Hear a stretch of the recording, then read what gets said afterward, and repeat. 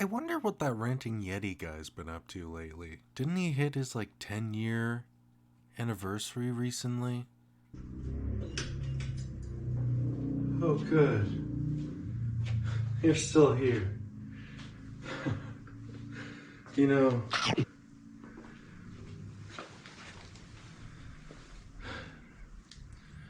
as much as you may want to, you're never getting out of here. Sir, he escaped.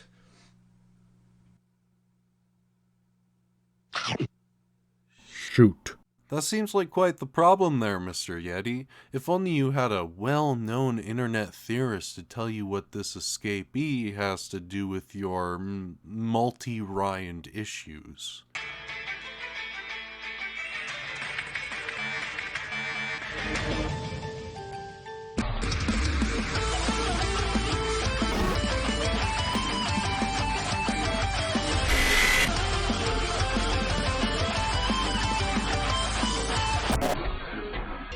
Hello, Internet! Welcome to Game Theory, the place where in MatPat's newfound absence, we become increasingly meta and introduce a parody version of him that also acts as a new Ryan character that canonically does not know that he is saying this and believes that he is in fact a real Game Theory host. Ah, how fun this ride should be. Remember back in ye olden times when every YouTuber had an evil ego character so they could fit in? We've even covered a few of those on this very channel. Well, recently I was introduced to the YouTube channel Ranting Yeti, which seems to be going down a similar route, but with a darkly existential route. And nothing screams game theory quite like dark existential lore! Known in real life as Ryan Muller, Ranting Yeti has been around on YouTube for quite a while, and recently he seems to be implementing some interesting lore. The brunt of this lore seems to come from last year's channel anniversary video that marked his 10th year on YouTube. But in order to begin, I feel it's important to distinguish the separate egos that Ryan has created for this thing because there's a surprising amount of them. The easy ones to individualize can be seen in Ryan's Parody segment of the 10-year anniversary video, where we see 5 separate characters. We know they are unique individuals because they share a screen and actually interact with one another. In the first part, we see one central character and 2 apathetic characters to either side of the central one. Surprisingly, the easiest characters to single out is the ego to the right sporting a pinky salmon jacket. We actually see this ego later in the video doing a storytime segment, and he seems relatively unimportant, so we'll just refer to him as Storytime Ryan. The ego on the left appears to be a gamer version of Ryan, noticeable through his headphones and the fact that he's playing games on his phone. I wonder if he has Raid Shadow Legends. We also see him respond to a gaming-centered question. So, play any good games as of late? No. Okay. Because of this, I believe this Ryan to be the same one who plays Mario Kart later in the video. And it took a little digging, but I believe this ego may be named Mungo, because that is the name that Ryan chooses for every game he's played on the channel. The central ego is the most interesting, and we'll just call him Red on account of his red jacket. He appears to be the loosely held leader of this ragtag reserve of Ryans. On the other viewpoint, we get 2 other egos, one of whom is in his underwear for some reason. This ego is Ryan Rants, which we know because he says as much earlier in the video. And lastly, the other ego acts as a henchman to Red, and for the purpose of this video, we'll refer to him as Mungor, in reference to Ryan's TikTok account and the striking assonant similarity to Disney's Igor. Or is it Igor? I don't remember. Now, I did say that this was the last of the egos, but there are actually 4 more outside of the party segments. After the party segment, we get a Draw My Life segment, which appears to be headed by an entirely different ego, apparent from his noticeably different intonation. Additionally, we have a milk salesman ego earlier in the video who also appears to be unique. Most importantly, there is a version of Ryan that is straight up murdered.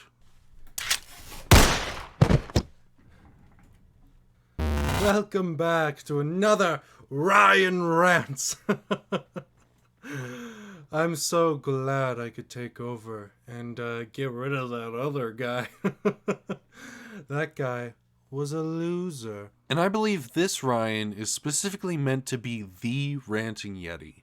For one, after Ryan Rants murders him, he says this. You know, I think that guy should be the topic, and that guy. Ranting Yeti. Thought he was special? This seems to be further cemented by the fact that this version of Ryan was the main face of Ryan's 7-year anniversary series, sporting the very same blue shirt and gray suit coat. So I don't think it's a major leap to suggest that this ego is meant to represent the channel as a sort of mascot. In fact, this Ryan, Ranting Yeti, is the one in charge before being killed. Henchman Mungor is even seen working for him at the very start. And if you'd like to join the unofficial team of theorists here at Game Theory, I recommend hitting that subscribe button. It even glows to show our appreciation for you. But now for the video centerpiece.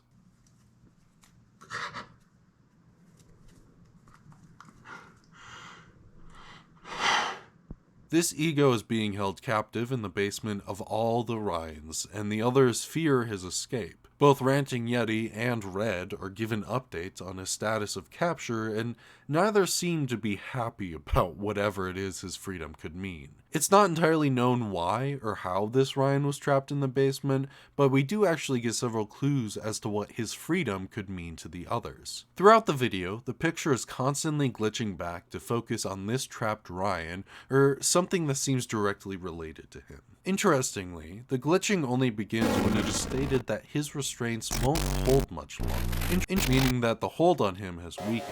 This is also the first video in Ryan's catalog to utilize this specific glitch. I don't think it's a coincidence that it starts with the introduction of this specific character. It seems as though whatever is causing these glitches, it wants to direct our attention toward him. Knowing this, it seems important that there are also a few moments wherein the glitching causes certain words or phrases to be repeated.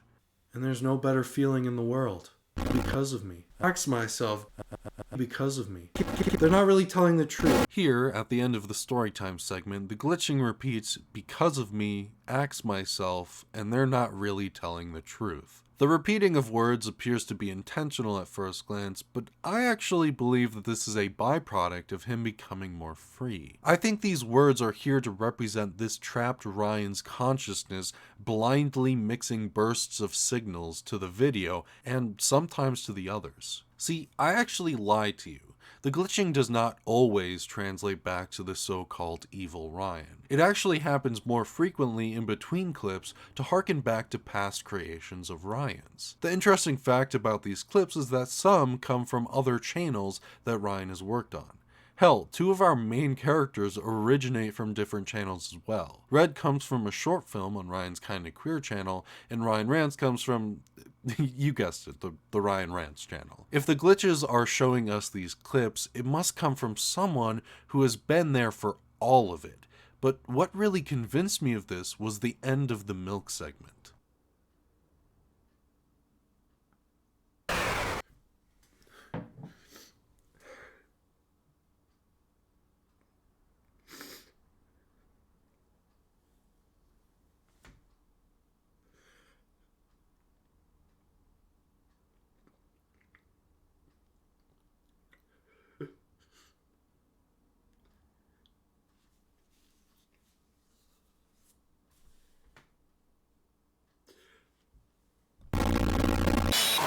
Milk Ryan seems to exit a trance, followed immediately with a glitch that then shows him having a breakdown, which briefly extends and repeats his mental torment. This breakdown comes out of nowhere and is initially by the glitching. We also know that Basement Ryan is not happy being there, and I think this breakdown is a result of Basement Ryan's emotions flooding Milk Ryan's consciousness. After this 10 years video came out, Ryan was on an interview where he talked about the creation of this video.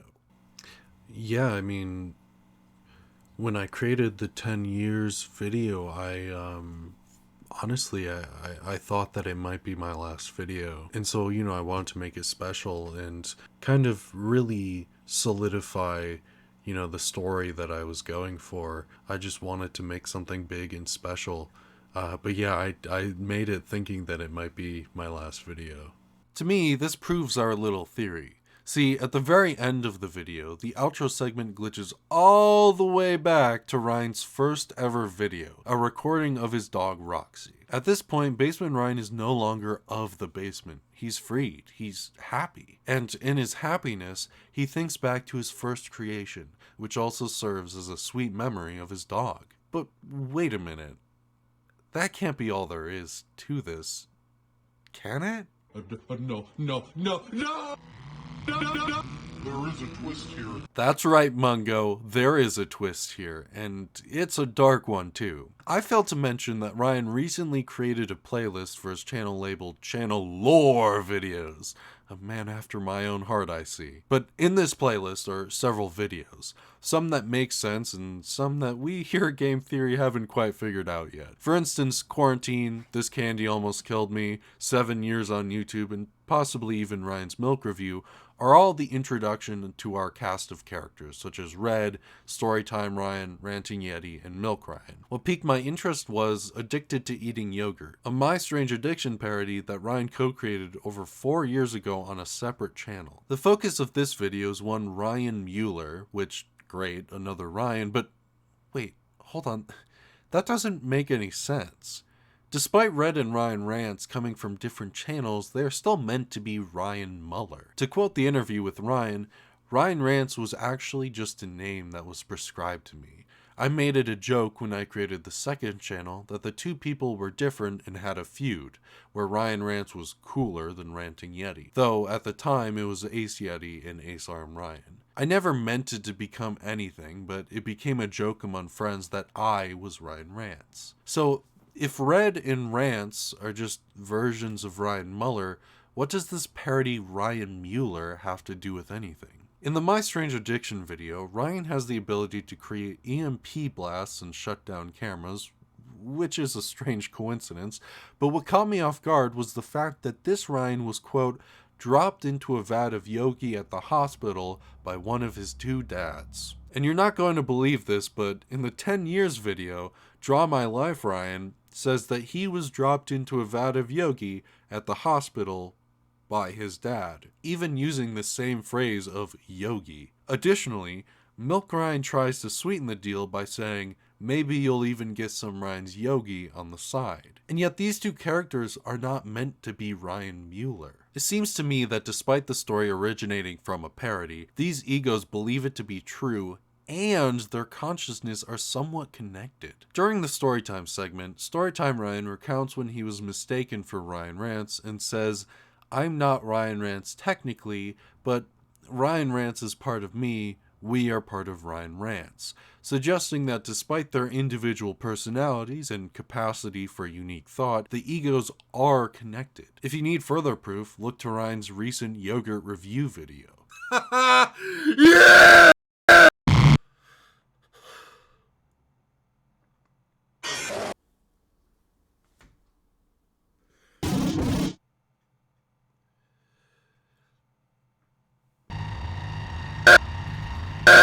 These two beings are mirroring one another through the glitching. Why is this important though? Because when Ryan Rants helps release Basement Ryan through a ritual in the dark, which we know because of his ring, he says, I've been burrowed deep down inside of him, the him being Ranting Yeti, and it feels good to be free.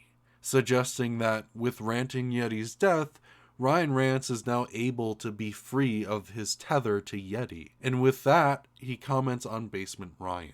And people thought I was the bad one.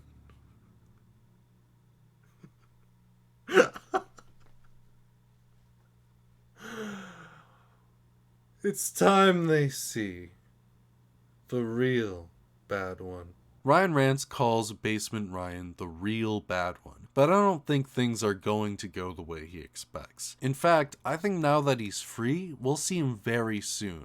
And when we do, his overpowering consciousness will bring emotional terror to every single Ryan. But hey, that's just a theory. A game!